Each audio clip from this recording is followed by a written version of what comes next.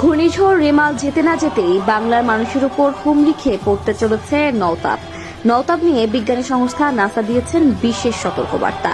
নওতাপ নামটি আমাদের কাছে নতুন মনে হলেও এটি নিয়ে কি বলেছে পবিত্র কোরআনে। বিজ্ঞানীরা এমন দুর্যোগে টের পেয়ে গবেষণা শুরু করেন পবিত্র কোরআন নিয়ে। এমন এক দুর্ভিক্ষের শিকার হতে চলেছি যা এর আগে কখনো হয়নি। তবে কি কিয়ামত অতি সন্নিকটে, নাকি এর পেছনে অন্য কোনো কারণ আছে? প্রিয় দর্শক, ভিডিওটি সম্পূর্ণ দেখলে জানতে পারবেন এই নওতাপ থেকে বাঁচার উপায়। এক কথায় বলতে পারি, বাঁচতে হলে দেখতে হবে আজকের ভিডিওটি। বিষয়টিকে মোটেও তাচ্ছিল্য করা যাবে না, কারণ পবিত্র কোরআনে কখনো মিথ্যা কথা বলা হয় না, যা প্রমাণ করেছে আধুনিক বিজ্ঞান।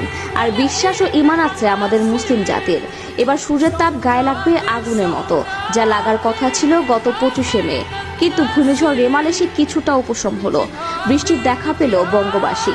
ঘূর্ণিঝড়ের পর এবার আগুন বৃষ্টি হবে দুই বাংলায়। নাসা জানিয়েছে গত 25শে জুন থেকে শুরু হয়ে গেছে নওতাপের দাপট, কিন্তু এই বিষয়টি আমরা বুঝতে পারিনি। মাঝখানে কাটা হয়েছিল ঘূর্ণিঝড় রেমাল। ঘূর্ণিঝড়ের কারণে কিছুদিন স্বস্তি মিলল বঙ্গবাসীর। এখন প্রশ্ন হলো, নওতাপ জিনিসটা আসলে কি? ঠিক কতটা ভয়ঙ্কর এই নওতাপ? বিশ্বের কোথায় কোথায় সবচেয়ে বেশি প্রভাব ফেলবে এই নওতাপ? এই নওতাপ থেকে কিভাবে রক্ষা পাবেন? এরকম হাজারো প্রশ্ন বাসা বাঁধে আপনাদের মনে। তো চলুন বেশি কথা না বলে শুরু করি আজকের ভিডিও। সূর্য প্রতি বছরই একটা সময় রোহিণী নক্ষত্র অবস্থান করে। এই সময়টায় রীতিমতো আগুন ছড়াতে শুরু করে সূর্য। চলতি বছরের নওতাপের সময় শুরু হয়ে গেছে। গত 25শে জুন ভোর 3:16 রোহিণী নক্ষত্রে প্রবেশ করেছে সূর্য। এরপর টানা 15 দিন এই নক্ষত্রের অবস্থান করার পর সূর্য পা রাখবে মৃগশিরা নক্ষত্রে। এই সময়টা সূর্যের প্রখর তাপে জ্বলে পুড়ে মরবে হাজারো মানুষ। কিছুটা বৃষ্টিতে স্বস্তি আমরা পেয়েছি, তবে বিজ্ঞানীরা বলেছে শীঘ্রই শুরু হয়ে যাবে তীব্র তাপপ্রবাহ, যার মধ্যে আগামী 25 দিন সবচেয়ে বেশি উষ্ণতা ঝরাবে সূর্য। প্রভাব পড়বে সারা বিশ্বে। আগামী 25 দিনের মধ্যে প্রথম 15 দিন গরম থাকবে। বিজ্ঞানের ভাষায় এই 15 দিনকে নওতাপ বলা হয়। যাদের ফাটা গরম পড়বে এই 15 দিনে। দেখাস্বরূপ জানানো হয়েছে, রোহিণী নক্ষত্রে অবস্থানকালে প্রথম 15 দিন সূর্য ও পৃথিবীর দূরত্ব কম থাকে।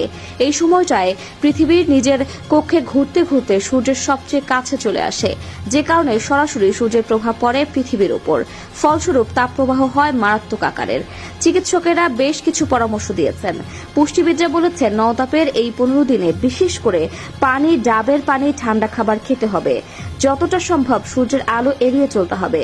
যেহেতু দুপুর 12টা থেকে বিকাল 3টে অবধি সূর্যের তেজ সবচেয়ে বেশি থাকে, তাই এই সময়টা বাড়ি থাকাই আপনার জন্য অনেকটা ভালো হবে।